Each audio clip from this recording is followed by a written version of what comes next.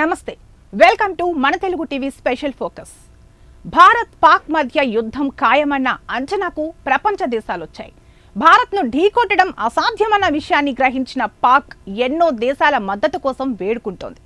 ఆఖరికి బంగ్లాదేశ్ సాయాన్ని కూడా అభ్యర్థించింది. టర్కీ మాత్రం ఆయుధాలు లేవంటూనే పాకిస్తాన్కు భారీగా సాయాన్ని పంపించింది.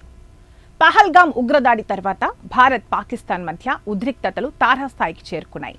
పరిస్థితి చాలా సున్నితమైనదిగా మారింది. ఎప్పుడైనా యుద్ధం జరగవచ్చన్న టెన్షన్ వాతావరణం నెలకొంది. ఇంతలో చైనా సంచలన నిర్ణయం తీసుకుంది. చైనా ప్రకటన పాకిస్తాన్ ఆశలపై నీళ్లు చల్లింది.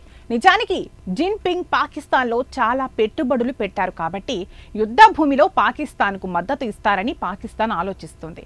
కానీ ఇక్కడ మద్దతు ఇవ్వడానికి బదులుగా చైనా యుద్ధం జరిగే అవకాశంపై తన వైఖరిని స్పష్టం చేసింది.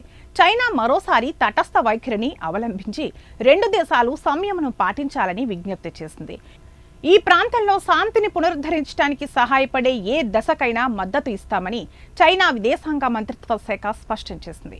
మరోవైపు పహల్గామ్ దాడి తర్వాత భారత్ పాకిస్తాన్ మధ్య ఏ క్షణంలోనైనా యుద్ధం ప్రారంభమవుతుందన్న అంచనాకు పలు దేశాలు వచ్చాయి. ఉగ్రవాదం విషయంలో భారత్ వైఖరికి ఇప్పటిపై పలు దేశాలు మద్దతు ప్రకటించాయి. భారత్ తప్పకుండా యుద్ధానికి దిగుతుందని పాకిస్తాన్ కూడా అంచనాకు వచ్చింది. భారత్ను తట్టుకోవడం చాలా కష్టమన్న విషయం పాకిస్తాన్కు తెలుసు. అందుకే ఎన్నో దేశాల మద్దతును పాకిస్తాన్ కోరుతోంది. సరిహద్దులో సైన్యాన్ని మరింత పెంచినట్లు పాక్ రక్షణ శాఖ మంత్రి ఖవాజా ఆసిఫ్ తెలిపారు. యుద్ధం జరిగితే అణ్వాయుధాలను రెండు దేశాలు ఉపయోగించే అవకాశం ఉందని, అందుకే యుద్ధాన్ని కోరుకోవడం లేదన్నారు. భారత్ దాడి చేస్తే మాత్రం తాము యుద్ధం చేస్తామని ప్రకటించారు. పాకిస్తాన్ ఆఖరికి బంగ్లాదేశ్ సాయాన్ని కూడా కోరింది. భారత్ ఏ క్షణమైనా దాడి చేస్తుందన్న భయంతో ఉన్న పాకిస్తాన్ ఇస్లామిక్ దేశాలను రక్షించాలని వేడుకుంటోంది. చాలా దేశాలు పాకిస్తాన్కు సాయం చేసేందుకు నిరాకరిస్తున్నాయి. అయితే భారత్తో స్నేహం నటిస్తూనే టర్కీ హ్యాండ్ ఇచ్చింది. టర్కీ అధ్యక్షుడు ఎర్డోగన్ భారత వ్యతిరేక విధానాన్ని మరోసారి రుజువు చేసుకున్నారు. పాకిస్తాన్కు టర్కీ భారీగా ఆయుధ సామాగ్రిని పంపించింది. 6 ప్రత్యేక విమానాలు ఇస్లామాబాద్ చేరుకున్నాయి. అధునాతన డ్రోన్లను కూడా పాకిస్తాన్కు పంపించింది టర్కీ. టర్కీ తీరుపై భారత్ భగ్గుమంటోంది. బాయ్కట్ టర్కీ అన్న నినాదం మారుమోగుతోంది. టర్కీ వస్తువులను బహిష్కరించాలని పలు సంస్థలు పిలుపునిచ్చాయి. పాకిస్తాన్కు చైనా నుంచి కూడా డ్రోన్లతో పాటు ఇతర ఆయుధ సామాగ్రి అందింది.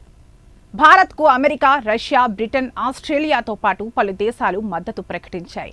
చైనా మాత్రం డబుల్ గేమ్ కొనసాగిస్తోంది. పహల్గామ్ దాడిపై స్వతంత్ర దర్యాప్తు జరగాలని మరోసారి చైనా కోరింది.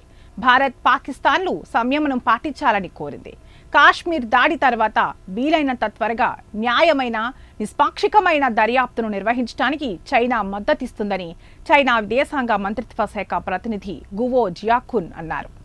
భారత్, పాక్ రెండింటికి పొరుగు దేశంగా చైనా రెండు దేశాలు సంయమనం పాటిస్తాయని, చర్చలు, సంప్రదింపుల ద్వారా తమ విభేదాలను పరిష్కరించుకుంటాయని ఆశిస్తున్నట్లు ఆయన అన్నారు. మరోవైపు ఫ్రాన్స్ మాత్రం భారత్కు అండగా నిలుస్తోంది. 26 రాఫెల్ మెరైన్ యుద్ధ విమానాల కోసం భారత్తో ఫ్రాన్స్ సంతకాలు చేసింది.